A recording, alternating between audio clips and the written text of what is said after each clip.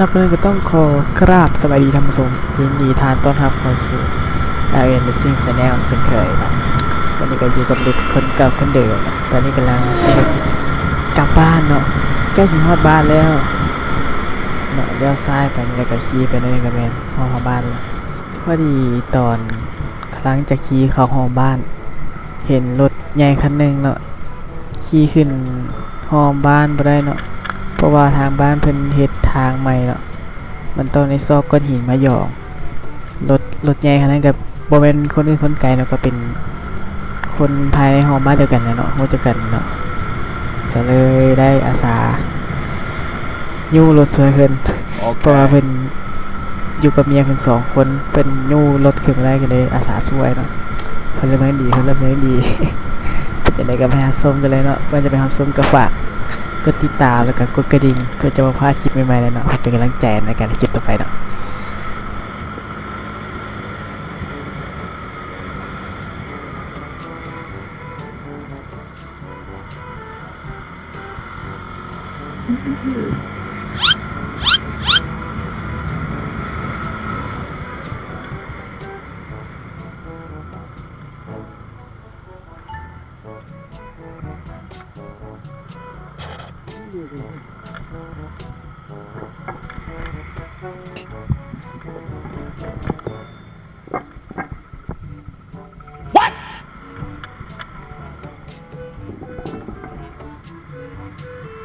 รถข้าวทุกคน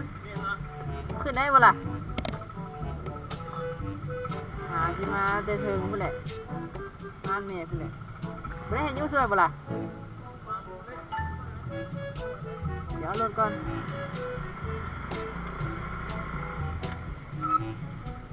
น้ำมอดตอนนี้แล้วก็กำลังลงไปยู่ช่วยเพิ่นเนาะยู่จังไหนก็บ่ขึ้น4-5เทื่อก็บ่ขึ้นเพราะรถเพิ่นสตาร์ทบ่ได้บ่ฮู้ว่าเป็นหยังสตาร์ทบ่ได้ลองยู่เบิ่ง2คน3เทื่อ4-5เทื่อก็บ่ขึ้นก็ได้พยายามยู่ต่อไปแหละยู่ไปได้ประมาณนึงแล้วก็รถเพิ่นก็สตาร์ทได้โอเคยู่จนสุดท้ายแล้วก็ขึ้นสัวสิขึ้นเนาะเห็นรถคันน้อยๆสิก็ยู่ยากนักเติบเนาะเพราะว่าเครื่องในรถเพิ่นหลายในภาพนี่อาจจะมืดอาจจะบ่เห็นเลยเนาะเพราะว่าอยู่หั่นมืดอีหลีบ่มีไฟเลยตอนนั้นแค่แม่นขี่มาคนเดียวมืดนี่ก็สิย้านอยู่เนาะแต่นี่เป็นห้องบ้านตัวเองก็ลึงล่ะบ่เป็นหยังล่ะ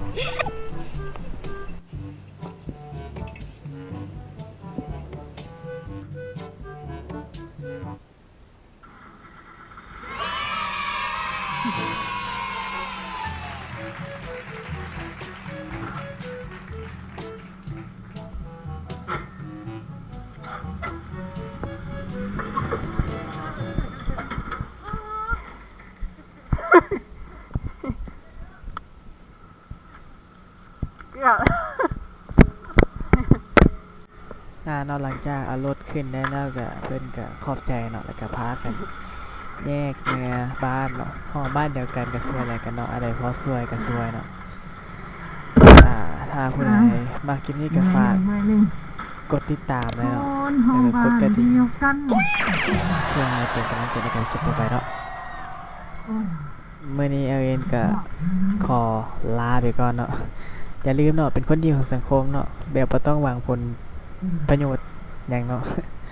เยี่ยมโอเค